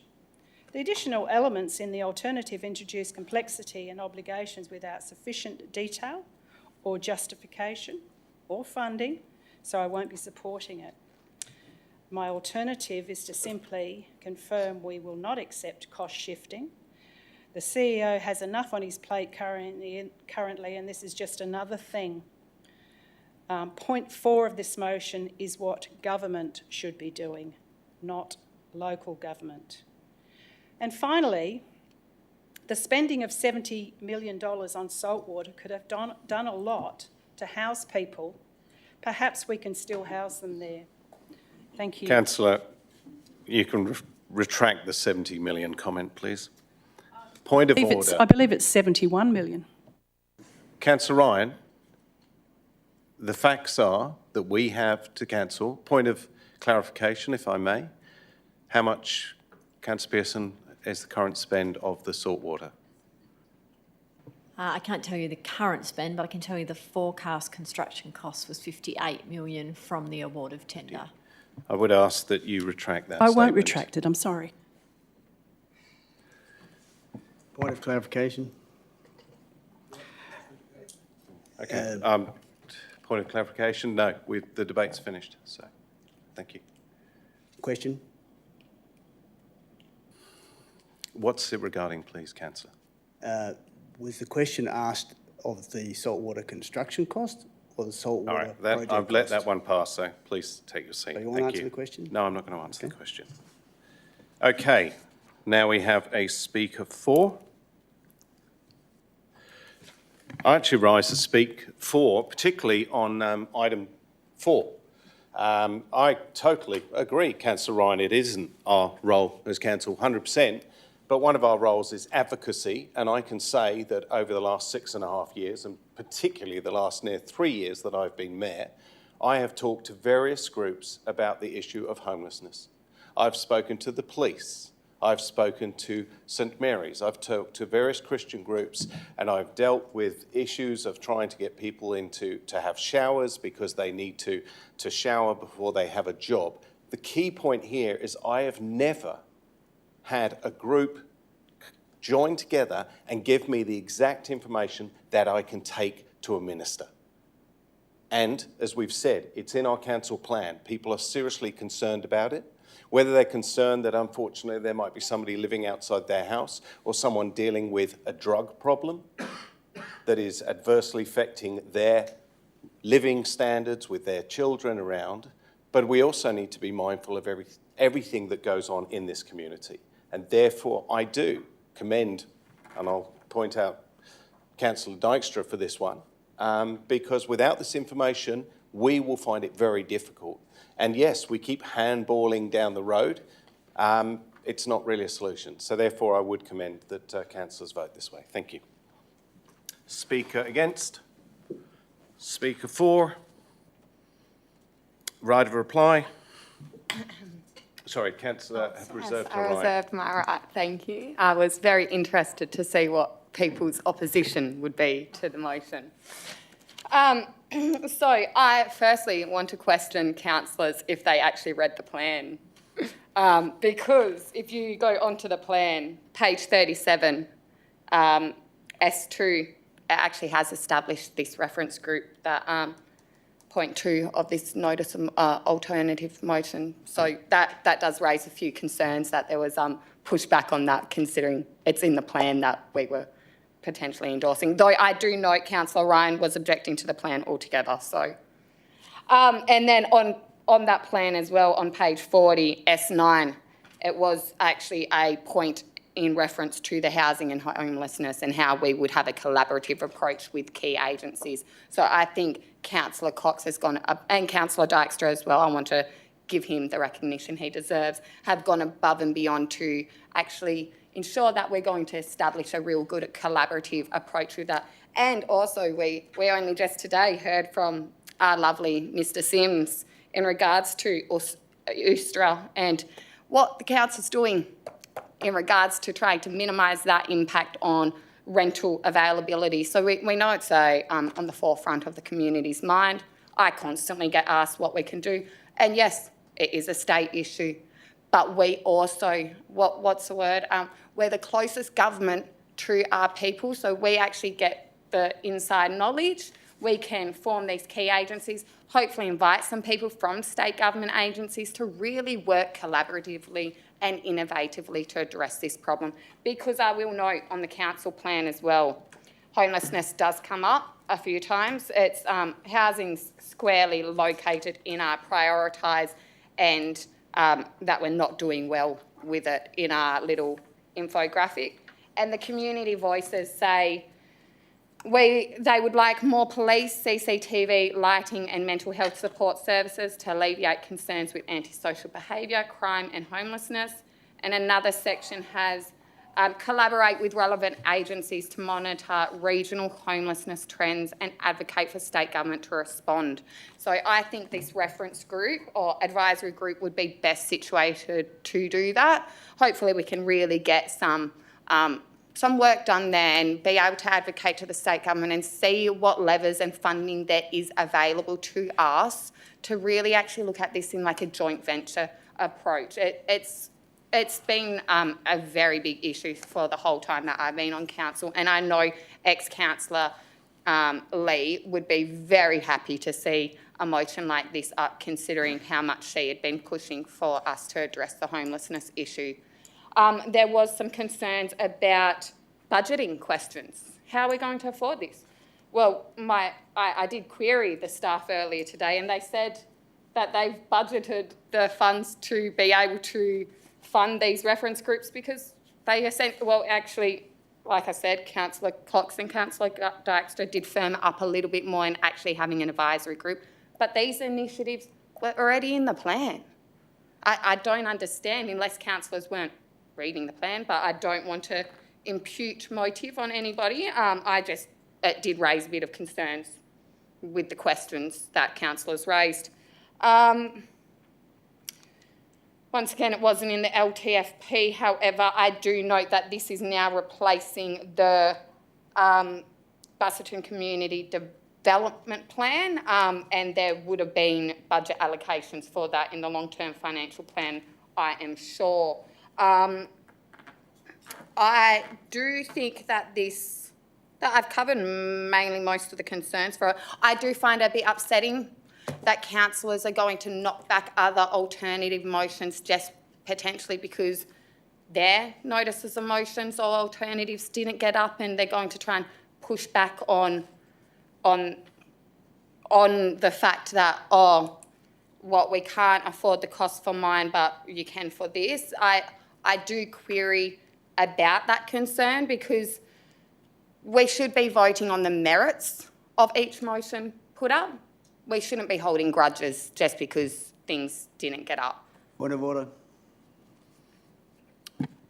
Your point of order? Imputing motive. Holding grudges, voting on the basis of holding grudges is inappropriate. I will retract my comment about people potentially holding grudges. Thank you. Okay, can I finish my debate though? Is that possible? Okay, sorry. I just do find it quite significant that we're going to just minimise the homelessness issue. Once again, I'm sure all councillors here are well aware it's a pressing issue. And by all means, if you haven't been affected or heard from anybody that has been affected by it, I do commend the fact that you've managed to get along without that. All right, thank you, and I urge all councillors to support Councillor Cox's motion. Thank you, Councillor Love. Excellent timing. Councillor Cox, your right of reply. Thank you, Mr Mayor. I'll start with Councillor Ryan, who absolutely does not support this. And that I came up with creating 2 more working groups. So again, as Councillor Love mentioned, if you actually read through the Community Health and Wellbeing Plan, the formulation or establishment of a reference group was already suggested by the officers. So the only thing I changed there was that we convene it sooner than had been identified in the plan. I actually outlined that in my original debate, so Councillor Ryan obviously wasn't listening. This initiative is not to be foisted on ratepayers. I mean, come on, councillors, let's have some compassion for our community. We haven't asked for any money for this, and I'm assuming if money is required, it will come through a budgetary process and to be endorsed by council. We have employed a new Community Health and Wellbeing Officer who will take the lead in this. So therefore, it's obviously important enough for us to employ a new officer to deal with this area that the officers believe that community health and wellbeing is a significant priority for our community. We should be advocating only. A large part of our role will be advocating. However, I will also just mention that local governments have crucial local knowledge and we play a key role in planning decisions. Planning decisions are key for housing and homelessness. Therefore, it is extremely relevant that we participate. A major cost-shifting exercise from the state government to us. We haven't discussed anything monetary other than the facilitation of bringing agencies together so that we can understand the data, we can understand where the gaps are, and then we can advocate effectively for what might help vulnerable people in our community. Homelessness is not just an abstract issue. It is a lived reality for many people in our local community, young people, key workers, and our most vulnerable community members. We should get involved. It may create community expectations. God forbid that the community might think that the city are actually working proactively to do something useful about housing crisis and homelessness. I hope it does create quite large community expectations, actually. Councillor McNish, sport and rec is a higher priority and more important than housing and homelessness. That's an interesting one. I'd like to put that out there to the community and see how that goes. He wants an endorsed terms of reference, which I'm assuming is what will occur, because that's what it says in the motion. The resources haven't been planned for. Well, if we need any resources, they will be planned for and they will be coming to council through an LTFP or a budgeting process. They won't just be allocated without any kind of endorsement. There's no cost-benefit analysis. How do you get a cost-benefit analysis out of helping someone out of a domestic violence situation or into a home or off the street? Not everything has a cost-benefit analysis attached to it. Sometimes it's just about being good human beings and being community-minded people who are caring for the health and wellbeing of our community. It doesn't always have to be attached to a cost-benefit analysis. And I might add that Councillor McNish is quite happy to endorse spending $150 million on a new district sporting precinct. Well, I bet that could house quite a few homeless people as well. He says it's a nice thing. It's just a nice thing. It's a nice thing that we can do, but we shouldn't really allocate any resourcing to it. I mean, come on. We know that this has been identified through community engagement as being a priority for our community to be addressed. So, councillors, I urge you to support this motion. I think it is of a high priority to our community that we look after their health and wellbeing. So I commend this alternative to you and I hope that you support it. Thank you. Thank you, Councillor Cox. Therefore, I put the motion. All those in favour? Mayor Cronin, Councillor Cox, Councillor Mueller, Councillor Love, Councillor Dijkstra, Councillor Adams, Councillor Kennedy. Those against? Councillor McNish and Councillor Ryan.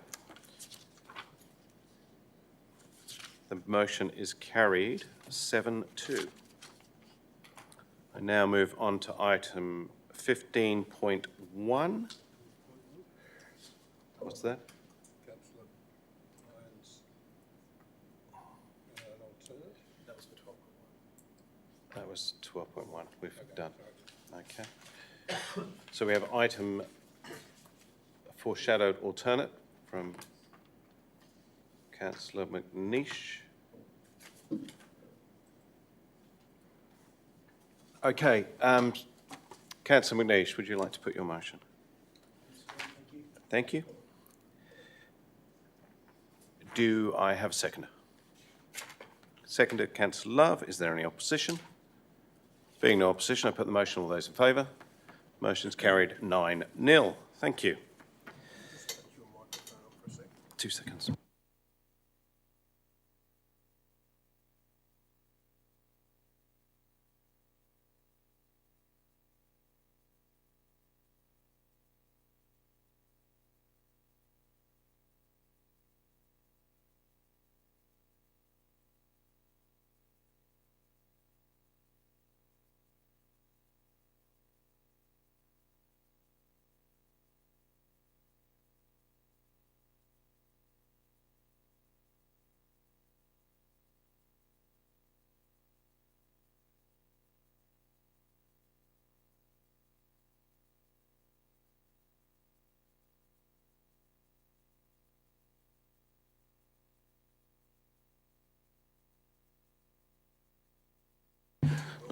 difference on our standing orders.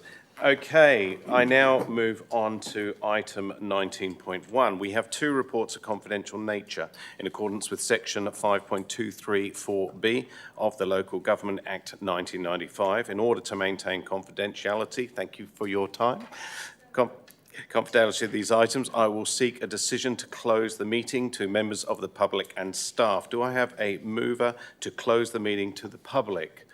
Moved Councillor Dykstra, seconded Councillor Kennedy. Is there any opposition? Being no opposition, I put the motion. All those in favour, the motion is carried 9-0. Thank you. I thank all the community for their time. Right.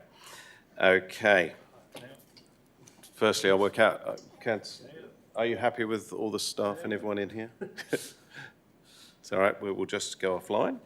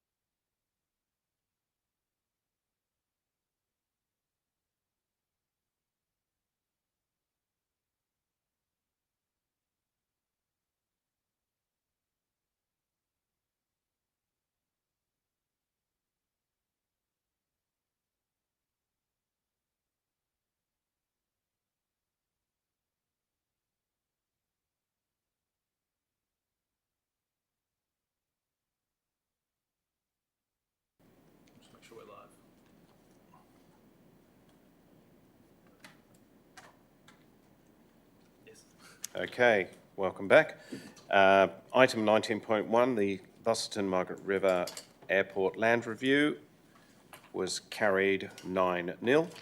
Item 19.2, the proposed land exchange lot 480 Quindalup, proposed lot 504 Adelaide Street was carried 9-0.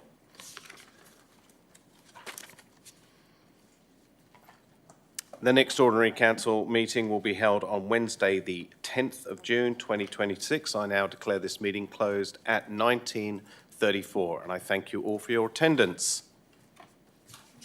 Thank you, councillors. Officers.